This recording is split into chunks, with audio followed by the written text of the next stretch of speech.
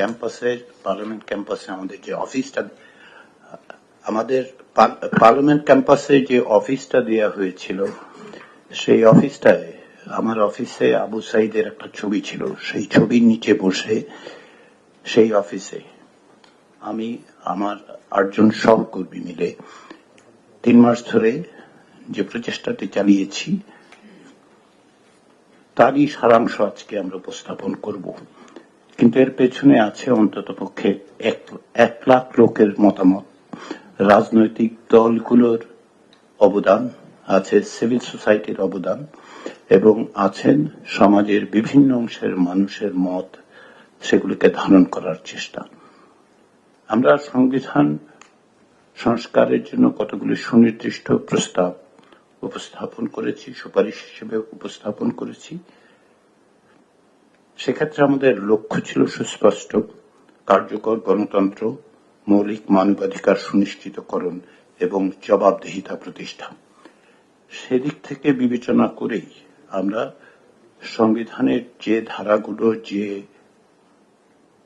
বিষয়গুলোর সংস্কার করা দরকার, সেগুলো আমরা বলেছি। তার মধ্যে একটা হচ্ছে, আমরা মনে করি যে 1971 সালের স্বাধীনতা যুদ্ধের মহান আদর্শ এবং 2024 সালের গণ অভ্যুত্থানের যে জন আকাঙ্ক্ষা, তার প্রতিফলন হিসেবে আমরা রাষ্ট্রের 5টি মূলনীতি সুপারিশ করছি। সেগুলি হচ্ছে সাম্য, মানবিক মর্যাদা, সামাজিক সুবিচার, বহুত্ববাদ এবং গণতন্ত্র।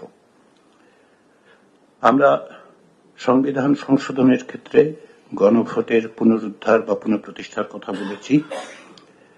আমরা দ্বিকক্ষ বিশিষ্ট পার্লামেন্ট চালু করার জন্য সুপারিশ করেছি। এই দ্বিকক্ষ মিলে যাতে করে সকলের প্রতিনিধিত্ব থাকে, তার জন্য একই সঙ্গে সংখ্যাগরিষ্ঠতার ভিত্তিতে নিম্নকক্ষ কিন্তু সংখ্যানুপাতিক প্রতিনিধিত্বে উচ্চকক্ষ তৈরি করার জন্য সুপারিশ করেছি। আমরা মনে করেছি যে গত 16 বছর যাবৎ বাংলাদেশ যে একনায়কতান্ত্রিক স্বৈরতন্ত্রের মোকাবেলা করেছে, তার একটা অন্য জিনিস হচ্ছে ক্ষমতার কোনো প্রাতিষ্ঠানিক ভারসাম্য ছিল না। সেই কারণে আমরা যাতে কোনো একক ব্যক্তির কাছে বা প্রতিষ্ঠানের কাছে রাষ্ট্র ক্ষমতা কেন্দ্রীভূত হতে না পারে, সেই জন্য রাষ্ট্রের 3টি অঙ্গ এবং নির্বাহী বিভাগের 2টি পদ, অর্থাৎ প্রধানমন্ত্রী ও রাষ্ট্রপতির মধ্যে ক্ষমতার ভারসাম্য প্রতিষ্ঠার জন্য আমরা একটি চেক অ্যান্ড ব্যালেন্সের বিষয় হিসেবে জাতীয় সাংবিধানিক কাউন্সিল নামে একটি সাংবিধানিক সংস্থা প্রবর্তনের সুপারিশ করেছি। সেখানে থাকবেন রাষ্ট্রপতি, থাকবেন প্রধান বিচারপতি, সংসদের মাধ্যমে যিনি প্রধানমন্ত্রী হিসেবে নির্বাচিত হবেন এবং বিরোধী দলের নেতা বা নেত্রী হিসেবে নির্বাচিত হবেন। 2 কক্ষের স্পিকাররা থাকবেন, ডেপুটি স্পিকাররা থাকবেন, যেহেতু ডেপুটি স্পিকাররা বিরোধী দল থেকে আসবেন, এবং একজন থাকবেন যিনি অন্যান্য দলগুলোর প্রতিনিধিত্ব করবেন। আমরা মনে করি যে সাংবিধানিক প্রতিষ্ঠানের যেই এই ধারা, এই প্রতিষ্ঠান সাংবিধানিক প্রতিষ্ঠানের ক্ষেত্রে নিয়োগ প্রক্রিয়াকে স্বচ্ছ করতে পারবে, জবাবদিহিমূলক করতে পারবে।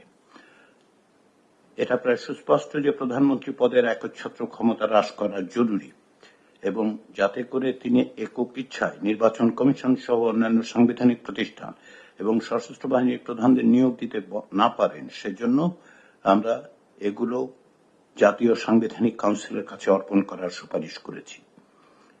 আমরা মনে করি যে প্রধানমন্ত্রী সংসদে অনাস্থা ভোটের মুখোমুখি হওয়া দরকার, সেই ব্যবস্থা করা দরকার। সে কারণে আমরা 70 অনুচ্ছেদ দ্বারা যাতে করে প্রধানমন্ত্রী কেবলমাত্র সুরক্ষিত না হন, সেই জন্য আমরা তার কিছু সংস্কারের প্রস্তাব করেছি।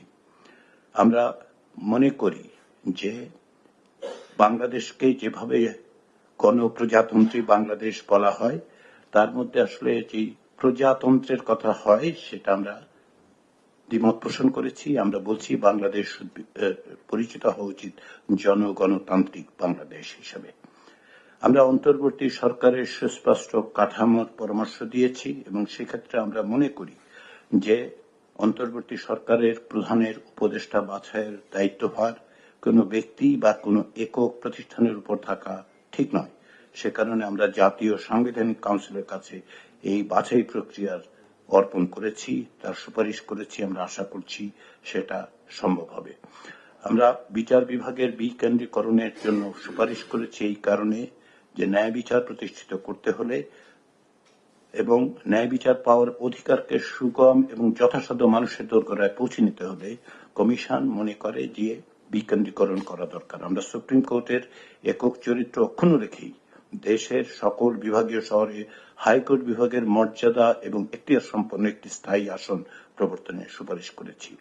আমরা মনে করি এবং আমাদের কমিশনই শুধু নয়, আমরা যাদের সাথে অংশীজনদের সাথে কথা বলেছি তারা সকলেই প্রায় যেটা জোর দিয়ে বলেছেন সেটা হচ্ছে শক্তিশালীভাবে স্থানীয় সরকার ব্যবস্থা প্রতিষ্ঠা করা।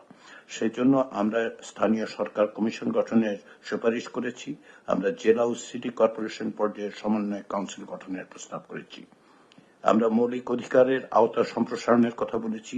শুধুমাত্র তাই নয়, আমরা সাংবিধানিকভাবে তার সুরক্ষা এবং তা যেন বলবৎযোগ্য হয় সেটা নিশ্চিত করার জন্য আমরা একটি সমন্বিত একক সনদের কথা বলেছি।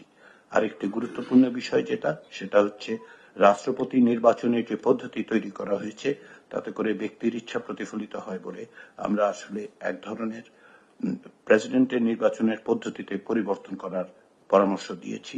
এক ধরনের নির্বাচক মণ্ডলীর মধ্য দিয়ে যেন প্রেসিডেন্ট নির্বাচিত হন, আমরা সেই সুপারিশ করেছি।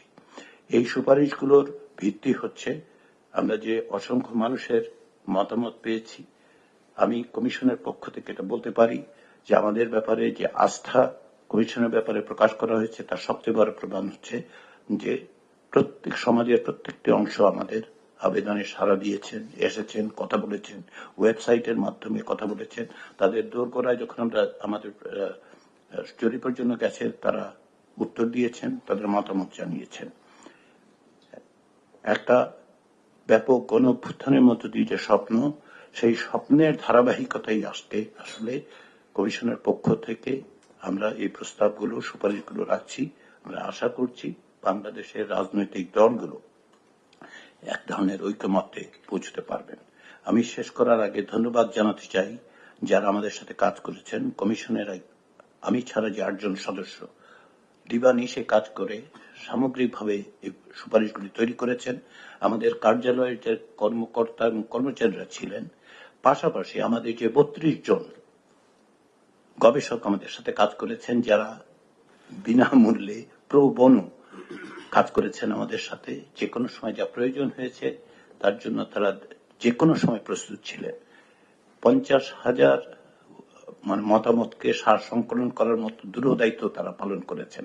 তাদের সকলকে আমি এই সুযোগে ধন্যবাদ জানাতে চাই এবং আমি মনে করি যে এর মধ্য দিয়ে একটা বিশাল জনগোষ্ঠীর মতামত প্রতিফলিত হয়েছে। আমরা আশা করি রাজনৈতিক দলগুলো তারা এই ঐকমত্যের জায়গায় আসতে পারবেন। ধন্যবাদ।